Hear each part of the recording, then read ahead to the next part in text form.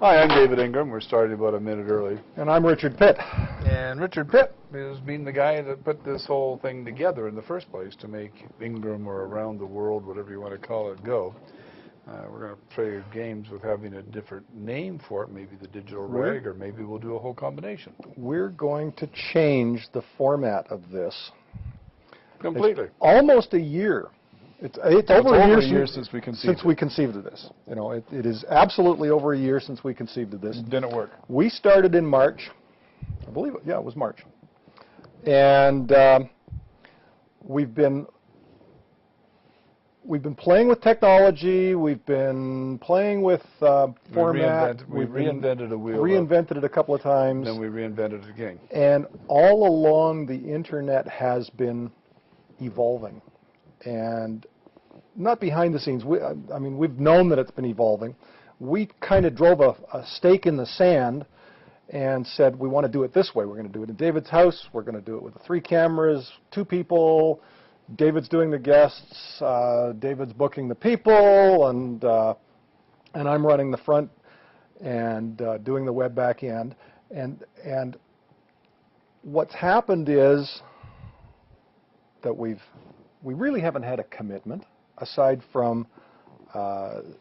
we had a big commitment at the start. Big commitment at the start. And you know why my commitment, part of it, went sideways. Well, life goes on. Well, put it this way. I started it, from my point of view. You maybe had a different man, but I started this thing because I wanted to share my knowledge with my clientele. And remember, the other thing is we opened this up into the worldwide recession. We're calling it Around the World. And today, which, I don't know, what day is it today? The 20th, January the 20th, 2010, Interwest has papers around the world announcing their sale of the Interwest Fortress Financials. Their debt, which is amazing. I mean, Whistler, because Fortress bought into stuff and Interwest bought into stuff, and the real estate market collapsed, and people quit buying new condos at ski resorts all over the world. And this includes the Whistler properties.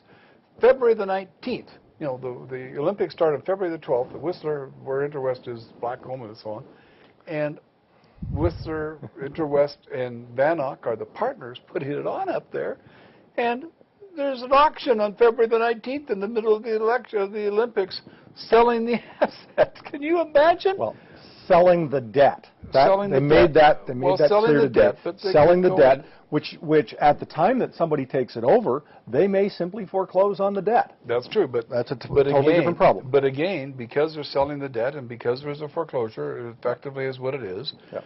Somebody in the middle of this whole thing could say, I don't care about the Olympics, and go and padlock the runs type of thing. That's what you're right. Whether they're going to, whether they will, or anything else, but that's what could happen. So the whole world changed because when we conceived this, we were going to start it really in October of 2009. That's right. And it was going to be sort of half and half. I was going to have a guest the way I used to do on my daily Ingram show, and we would have an hour of tax.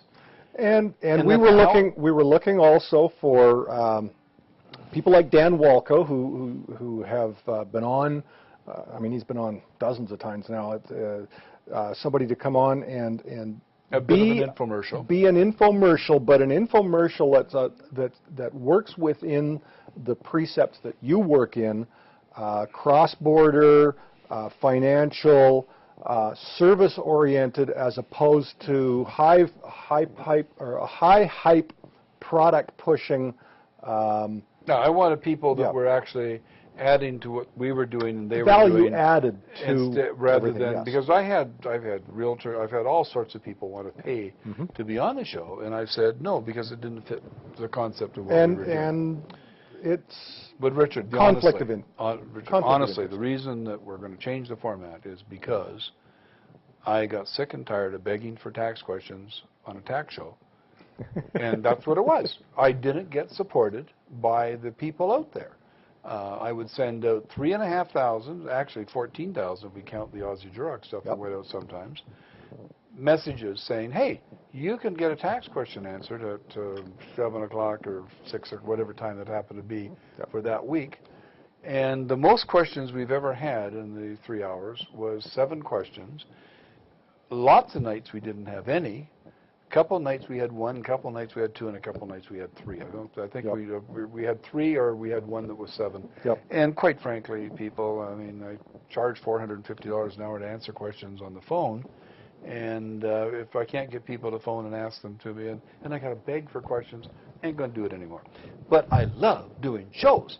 And the best stuff we did for this last year was the authors, the Bill Vanderzams, the Gary Vanderman and Don Nixdorf and those shows were all successful. And Dr. Godwin a couple of nights ago, and Roger McAfee, who's writing a boat. He's written boats on the warm dry boat. Those were the great ones. We love them. Yeah.